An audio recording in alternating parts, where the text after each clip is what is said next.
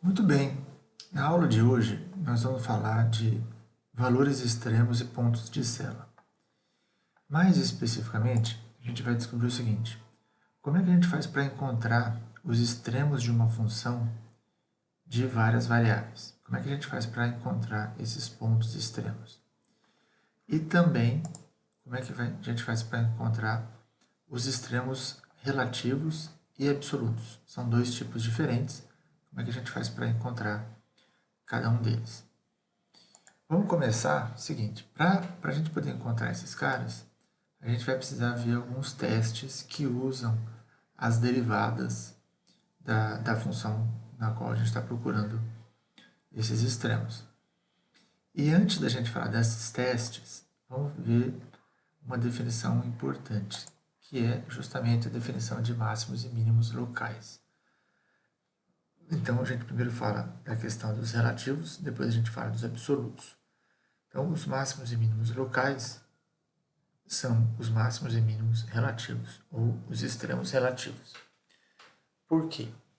Porque nesse caso, a gente define a seguinte situação.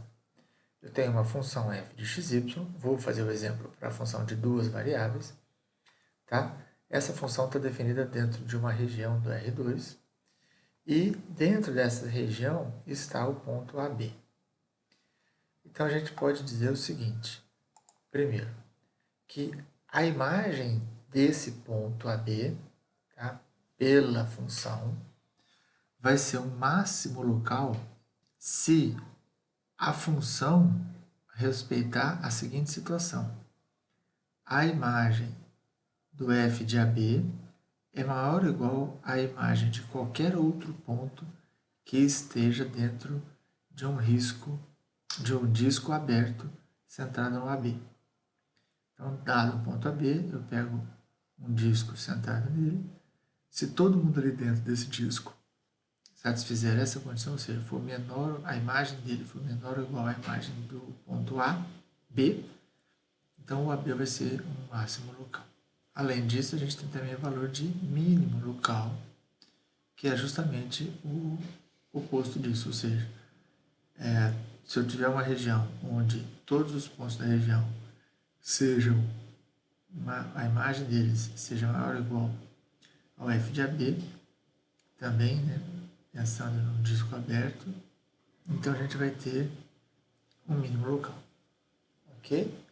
Vamos dar uma olhadinha graficamente no que isso quer dizer, e aí a gente passa para o primeiro teste das derivadas. Vamos ver aqui, ó. Imagine que isso aqui seja uma montanha, aqui a gente tem um vale, e quando a gente observa isso, o que a gente percebe? Que alguns pontos são pontos extremos e alguns deles são apenas extremos locais. Por exemplo, esse cara, ele é um extremo dentro de uma região. Quando eu me afasto muito, eu tenho pontos da própria função que são mais altos que ele. Da mesma forma, esse ponto aqui. Quando eu me afasto, eu tenho pontos que são de valor menor do que esse. Mas dentro de uma determinada região, esses caras são extremos. Olha assim, imagine que eu tenho aqui, ó, os meus eixos coordenados. Cada valor desse que eu mostro aqui, ele é imagem de um ponto AB do plano. Né? Aqui eu vou ter a região onde a função está definida. E para cada ponto AB, dentro de uma determinada circunferência, esses pontos todos que estão aqui dentro, eles vão satisfazer essa desigualdade. Ou seja, a imagem de todos esses pontinhos aqui são menores ou iguais à imagem do AB. Nesse caso, eu teria um ponto de mínimo, aqui eu teria um outro ponto de mínimo, aqui um outro ponto de máximo e assim por diante. Então veja, qual é o teste que a gente tem em relação a esses extremos? O primeiro dos testes é um teorema que diz o seguinte: se a minha função f de xy tiver um valor extremo num ponto interior, certo? Então, eu estou olhando para a minha função e eu sei que ela tem um valor em um determinado AB. Se nesse ponto ela tem um extremo local, então eu posso garantir, eu consigo provar que a derivada, a primeira derivada de f em relação a x e em relação a y, nesse ponto AB, as duas vão ser iguais a zero. Certo? Então, com isso a gente define o seguinte conceito. A gente chama de ponto crítico todos os pontos que estão no interior do domínio, então são pontos do interior, não são pontos de fronteira, tá? Onde a derivada em relação a x e a derivada em relação a y se anulam. Ou ela também pode simplesmente não existir nesse ponto crítico. Então, funções onde a primeira derivada de x e de y são iguais a zero ou não existe, são chamados de pontos críticos. Esses pontos é que vão ser os meus candidatos a extremo. Então, o primeiro teste que a gente faz com uma função para encontrar os extremos locais é eu derivo em relação a x, em relação a y, e igual a zero. O resultado disso, ou seja, os pontos que zeram a primeira derivada, tanto em relação a x quanto em relação a y, vão ser meus pontos críticos, que vão ser candidatos a extremo. Certo? O que a gente vai ver na sequência é como é que eu classifico esses pontos em máximo ou mínimo. Vamos dar uma olhadinha no próximo slide. Antes de vermos como é que a gente faz para classificar os extremos, vamos falar de mais uma última definição, que são os pontos de Cela. O que é um ponto de Cela? Um ponto de Cela é um ponto que não é nem de máximo e nem de mínimo. Ou seja, dentro de um disco centrado em AB, que é o meu ponto de Cela, eu vou ter pontos do domínio cuja imagem é maior que a imagem no AB, e eu vou ter pontos do domínio cuja imagem é menor que a imagem no ponto AB. Tá? E quando eu vou lá para a superfície, o ponto que A, B e F de AB é chamado de ponto de Cela da superfície. Graficamente, todo ponto de Cela vai se comportar, ainda que muito localmente, dessa forma aqui. Ó. Quem é o ponto de Cela? É esse carinha aqui, ó. Esse cara que está aqui. Tá? Então, localmente, todo ponto de Cela tem esse comportamento. O que quer dizer isso? Por que isso é um ponto de Cela? Veja bem o que acontece. Imagine que eu tenho aqui os meus eixos coordenados. Esse ponto AB tem a imagem dele ali. O que acontece nessa situação? Numa determinada direção ou para alguma determinada quantidade de pontos, o que a gente pode observar? Por exemplo, para essa reta aqui, a imagem desses pontos, todas as imagens, são maiores que a imagem do ponto AB. Certo? Tá vendo? Agora, nessa outra direção aqui, eu vou ter essa outra curva, e nesse caso, a imagem desses pontos são todos de pontos, a imagem de todos é menor do que a imagem no ponto AB. Tá? Então, o que a gente percebe? Que para os pontos dessa reta, a imagem dos pontos é maior. Dessa reta, a imagem dos pontos é menor. É claro que dentro de uma região aqui, desse ponto AB, eu vou ter mais situações de pontos onde eu vou ter valores maiores e outros de valores menores. Mas eu já consigo mostrar que nessas duas retas, as duas desigualdades acontecem. Portanto, esse ponto é um ponto de Cela. Tá? E ele se chama ponto de Cela justamente porque ele se parece com uma cela de cavalo. Muito bem, vamos em frente. Bom, como é que fica então o segundo teste que a gente tem para as funções de várias variáveis, que é o teste da derivada segunda? Nesse caso, o que acontece? Imagine o seguinte, que eu tenho uma função que as suas derivadas são de primeira e segunda ordem, são contínuas dentro de um disco tá? Centrado num determinado ponto AB, onde esse ponto aqui satisfaz a condição lá do primeiro teorema, ou seja, a derivada em relação a x e a derivada em relação a y, ambas são zero. Bom, 4 coisas podem acontecer. A primeira, a função pode ter um máximo local nesse ponto AB, quando a derivada segunda em relação a x for negativa e esse valor aqui for positivo. Que valor é esse? É o produto da derivada segunda em relação a x com a derivada segunda em relação a y, ambos aplicados no ponto AB, menos a derivada mista ao quadrado, também aplicada no ponto AB. Tá? Então, se essas duas condições forem satisfeitas, esse ponto AB ele é um ponto de máximo local. Se, ao invés da segunda derivada em relação a x for negativa, se ela for positiva, e essa conta aqui se mantiver positiva, então o ponto AB passa a ser um mínimo local. Se por acaso esse valor aqui for negativo, então independente do sinal da derivada segunda em relação a x, se esse valor aqui for negativo, então o AB vai ser um ponto de célula. E por fim, se esse valor for nulo, eu não tenho nenhuma conclusão. O teste vai ser inconclusivo nesse ponto. Eu não sei, eu não consigo classificar. Tá? Então, em resumo, se esse valor aqui for positivo, eu vou olhar para a segunda derivada em relação a x. Se a segunda derivada em relação a x for negativa, eu tenho um ponto de máximo.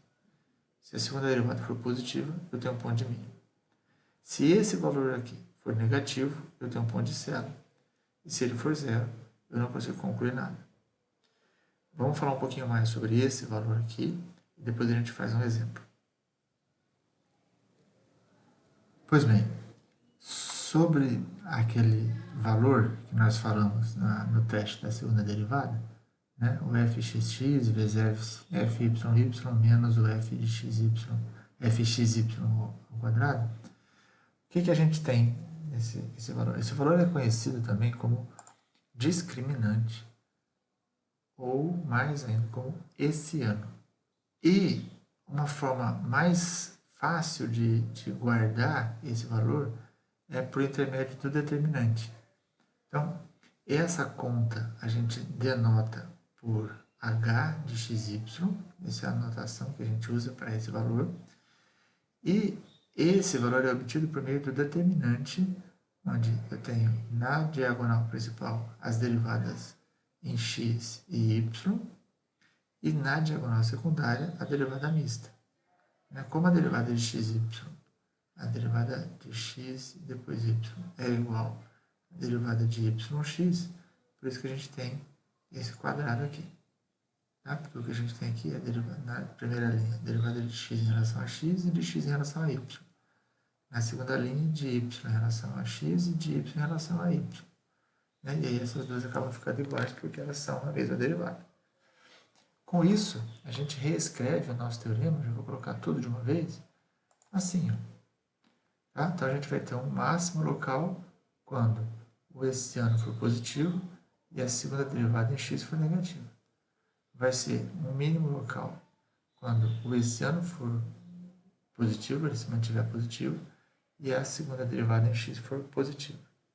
Então, se o hessiano for positivo, aí eu olho para a segunda derivada em relação a x e vejo o sinal dessa segunda derivada. Se for positivo, é máximo. Desculpa, se for negativo, é máximo. Se for positivo, é mínimo. Tá? Se o hessiano for negativo, então eu estou falando de um ponto de célula. E se o hessiano for zero, esse teste não conclui nada.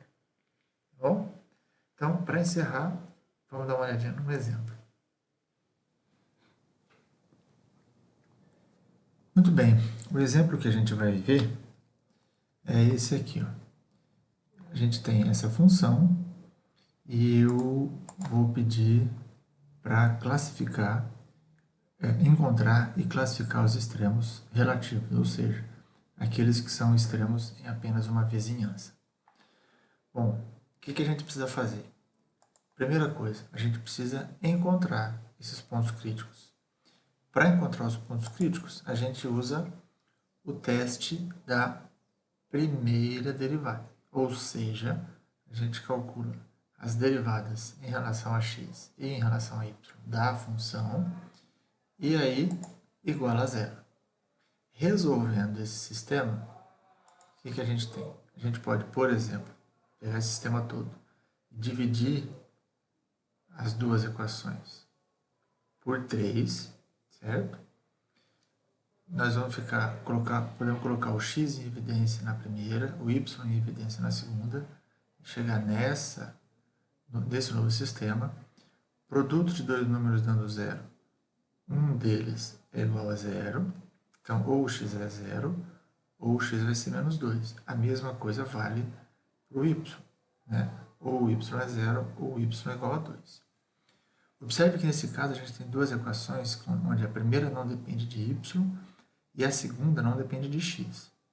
Então, todas as combinações de solução para cada uma dessas equações soluciona o sistema como um todo.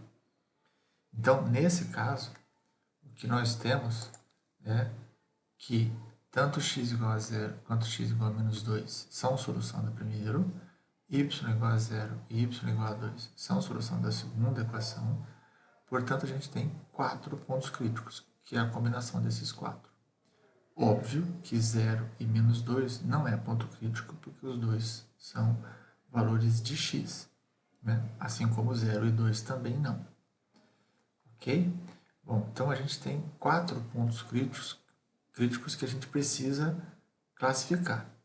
Então, para classificar esses pontos críticos, o que a gente faz? Então, agora a gente vai usar o teste da segunda derivada. Tá? Para usar esse teste, o que a gente tem que fazer? Calcular as derivadas de segunda ordem, ou seja, a derivada fxx, fyy e a fxy. Né? Então, fazendo esses cálculos, eu tenho 6x mais 6 para o fxx, 6y menos 6 e 0. O essiano é aquele determinante que a gente viu, né? Então, o essiano para essa função vai ser o produto desses dois polinômios, uma vez que a diagonal secundária é zero. Então, a gente vai usar principalmente esta função e este essiano nesses 4 pontos, para então poder classificá-los. Como é que vai ficar isso? Veja lá. O que nós temos? Quando eu aplico o essiano no primeiro ponto, no 0, 0, né? Aqui, ó, 0, 0, esse aqui dá 6, aqui dá menos 6, o resultado é menos 36, que é negativo. O essiano sendo negativo, eu tenho um ponto de zero. Quando eu aplico o essiano no ponto 0,2, o valor do essiano vai ser positivo. Sendo o essiano positivo, eu vou olhar para a segunda derivada em relação a x, fxx. Aplico isso no ponto 0,2, que é o ponto que eu estou estudando. Esse valor deu 6, que é maior que zero. Então, se o essiano é positivo e a segunda derivada em x é positiva, eu tenho um ponto de mínimo. Quando eu aplico em menos 2, 0, o essiano vai dar também 36, que é positivo. Então, de novo, eu olho para a derivada de segunda ordem em relação a x. Esse valor agora está dando menos 6. Como esse daqui é negativo, então o ponto que eu tenho é um ponto de máximo. E por fim, quando eu aplico no ponto menos 2, 2, na hora que eu faço as contas, o resultado de novo deu negativo, portanto, eu tenho um novo ponto de zero. Ok? Então, essas são as etapas que a gente tem que fazer para encontrar e classificar um ponto crítico de uma função de duas variáveis.